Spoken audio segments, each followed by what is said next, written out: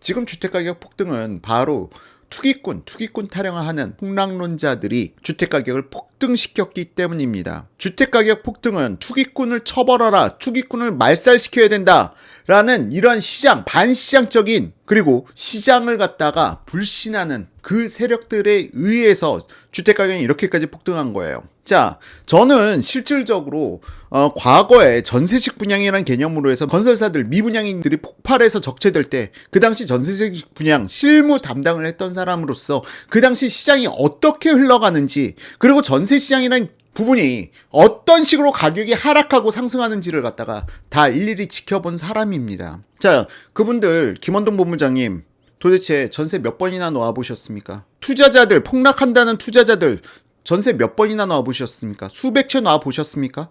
전 해봤습니다. 자, 부동산 시장이라는 것은 전세, 투자자, 투기꾼, 바로 그 투기꾼들이 많으면 많을수록 시장은 안정되는 겁니다. 안타깝게도. 이 말을 갖다 정말 이해를 갖다 못하시는 것 같아서 아주 쉽게 설명드릴게요. 자, 주택시장이라는 것은 계속 순환되는 구조입니다. 계속 순환되는 구조예요. 누군가는 이 주택이 고평가됐다고 판단할 수도 있고, 누군가는 저평가됐다고 판단할 수도 있는 겁니다. 그러면서 주택시장은 매매, 누군가는 이 주택을 팔고 더 하위 지역으로 가기도 하고, 누군가는 또 상위 지역으로 가기도 합니다. 주택가격이 미쳤다고 생각하는 사람들은 빠져나올 수도 있는 거예요. 자, 그런 상황 속에서 갭 투자가 시장에 임대차 수요 물량보다 더 많이 갭 투자가 들어가 있다라고 생각을 해보죠. 자, 그럼 시장은 어떻게 될까요? 예를 들어서 시장에 임대차 수요, 전세를 원하는 수요는 약 10만인데 갭 투자가 15만이 들어갔다고 가정을 해보자고요, 시장에. 그럼 5만 가구만큼은 어떻게 되는 겁니까? 자, 이러한 부분들이 바로 갭 투자자들이 처할 수 있는 리스크입니다. 갭 투자자들이 너무 많아지게 되면요, 오히려 전세가는 상승을 하질 못합니다. 자, 갭 투자 해보신 분들은 공감하실 거예요. 갭 투자를 했는데 전세가 안 맞춰져. 세입자가 안 들어와. 그럼 어떻게 해야 됩니까? 나는 세입자 전세 끼고 지금 주택을 자금 다 세팅해놨는데 세입자가 안 들어와. 그럼 어떻게 하시죠? 당연히 가격을 낮추죠. 전세 가격을 낮추죠. 그럼으로써 전세가 상승이 이루어지지 못하고 시장에서 안정된 물량들이 나오는 겁니다. 추가적으로 대출을 갖다 좀 더 끌어오고, 그리고 시장에 전세가를 갖다가 예를 들어서 1억 5천짜리를 갖다가 1억 4천으로 낮추고, 그리고 이러한 갭 투자 물량들이 많아. 그럼 또 1억 3천으로 낮추고, 그런 현상들이 나타나는 거예요.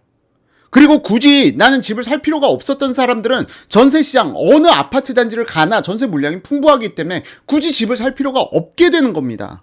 그런데 투기 심리가 좀 심하다? 그럼 집값은 계속 올라가겠죠. 올라가다가 어느 순간 집값이 폭락하는 상황도 나타나게 되는 겁니다. 그게 바로 전세가율 30%라고 여러분들께 제가 과거에 지난 30년 동안의 주택시장의 흐름을 갖다 설명하면서 말씀을 드렸어요. 그게 바로 전세가율 30%대의 시대입니다. 시중에 전세 임대차 물량은 풍부해. 굳이 내가 집을 사지 않더라도 내가 언제든지 전세를 살 수가 있어.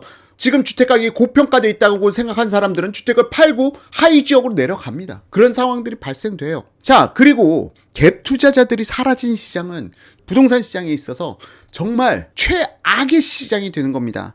제가 여러 번 말씀드렸죠.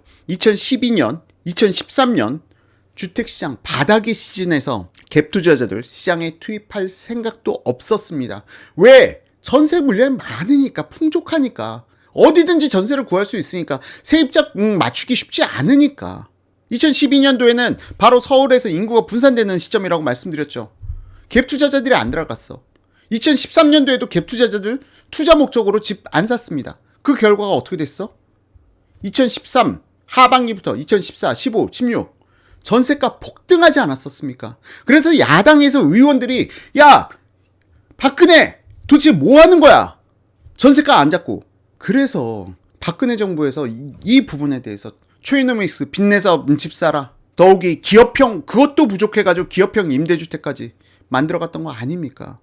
갭 투자라는 것은 필요한 겁니다. 갭 투자자들이 늘어나야 시장의 전세가는 안정되고 시장의 임대차 물량이 풍부해지는 거예요. 자, 그런데 갭 투자, 갭 투기꾼, 그 투기꾼이 시장을 안정시킨 사람들이라고요. 그리고 그 갭 투자자들이 시장의 수요, 임대차 수요 니즈보다 훨씬 더 많이 늘어나면 그때는 폭락이 나타날 수도 있는 거라고요. 아무도 집을 안 사는 시장이 나타날 수 있는 거라고요. 물론 이런 부분들이 이미 입주 물량과 함께 시너지를 일으킨다면 폭락도 나타날 수 있는 겁니다. 아니면은 대규모 지방 이전 이런 정책들이 함께 병행된다면 말이죠. 그러므로 인해서 주택시장은 안정되어 가는 겁니다. 그런데 지금 현 정부 어떻게 하고 있습니까? 팔고 싶어도 팔 수도 없고 양도세로 막아놓고 계속 사람들은 2년 정도 실거주해야 내가 양도세 완화시켜줄 거야. 계속 서울로만 수요를 갖다 더 집중시키죠. 자, 서울에 집에 한 채 있고 나는 대구에 살면서 대구에 집에 한 채 있었어. 어떻게 해야 됩니까? 대구에 살면서 서울로 굳이 살 필요도 없는데 들어와서 살아야 돼. 자, 그러니까 서울의 전세시장은 어떻게 됩니까? 지금 그리고 취득세, 중과세로 인해서 다주택자들 시장에 진입할 수 있습니까? 못하죠. 전세 물량이 어떻게 늘어납니까? 그래서 전세가가 폭등하는 거라고요. 자, 그러면은 지금 이거에 대해서 이 주택가격 폭등에 대한 책임은 바로 폭락론자, 갭 투기꾼 이렇게 이야기했던 그 사람들이 주택가격 폭등시킨 사람인데